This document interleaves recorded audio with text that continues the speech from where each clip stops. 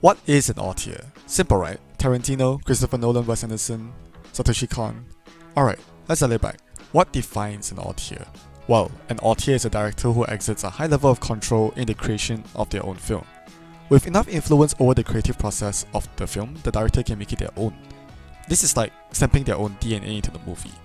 And this is to a point where even the audience may be able to identify who directed the movie by simply watching the movie.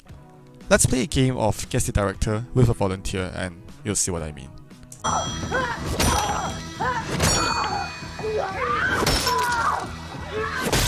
You know what they call a quarter pounder with cheese in Paris? They don't call it a quarter pounder with cheese? Oh man, they got the metric system. They wouldn't know what the fuck a quarter pounder is. And what do they call it? They call it Royale with cheese. Royale with cheese. You back there? Door at the end of the hallway. As you can see, movies made by Tarantino has its own unique trademarks that makes it distinguishable from other generic films. This is what makes him an auteur. Now that you have a brief idea on what makes an auteur, in this video essay, I'll be focusing on Edgar Wright, what makes him an auteur, and I'll be referencing Shaun of the Dead to help me answer that question. When it comes to Edgar Wright's film aesthetics, he's very clever with what he puts into his mise-en-scène, which allows him to deliver jokes without dialogue. His visual comedy is very much unlike the modern day comedies where it comes in the form of one-liner jokes, and it really goes to show how Wright differentiates himself from the crowd. Edgar Wright also has a very distinct style of cinematography and editing. Zooming ins and outs coupled with quick cuts makes mundane boring scenes visually stimulating. There is always a need to present information to the audience, and while most directors will commit a basic level of attention to it, Edgar goes out of his way to make it entertaining. The montages also show how Wright is a master at scene transitions, as each cuts flow seamlessly into the other. Beyond his visual style, Edgar Wright is also known for the choreography of his characters syncing to the diegetic and non-diegetic music playing in the background. Watch how they beat the zombie according to the beat of the song.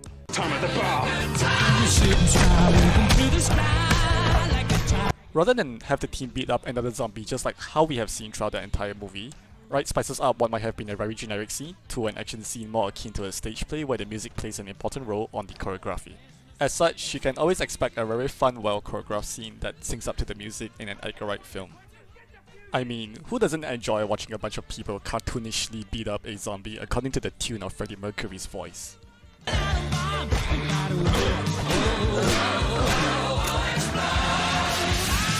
Another layer to Edgar Wright beyond all that fun stuff is actually even more fun stuff, as he would like to often put foreshadowing at the start of his movies, which would make his fans look out for foreshadowing in his future projects. I mean, check this out.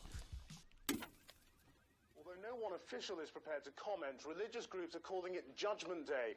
There's panic on the streets of London as an increasing number of reports of serious attacks on people who are literally being eaten alive. A witness reports a sketch.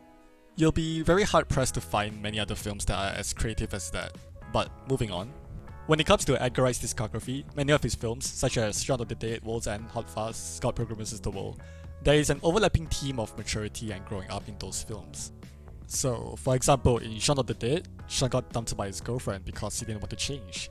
However, change was forced onto him when a literal zombie apocalypse occurred. And Sean knew that in order to save the people he loved, he has to also change and finally grow up. Or in World's End, where Gary King desperately clings on to his high school glory days while all his friends have moved on in life. Or maybe in Scott Pilgrim vs. the World, where Scott had to get over his insecurities he had with Ramona's 10 exes. With the themes of maturity and growing up, you can really see the youthfulness of Wright's films with the cartoonish action scenes and playful humor. Similar to Wes Anderson and how he consistently depicts dysfunctional families in his movies due to his childhood, Edgar Wright has really created an identity for himself where he could create movies with a lighthearted tone that many young people can relate to. Edgar Wright has been known to be an auteur due to his frequent usage of the same actors, Sean Penn and Nick Frost.